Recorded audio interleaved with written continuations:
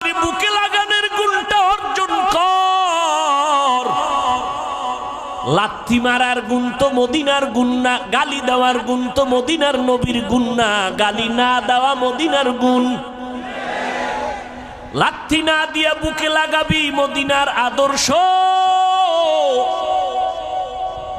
এই জমিনে জান্নাতের টিকিট পেয়েছেন 10 জন সাহাবা।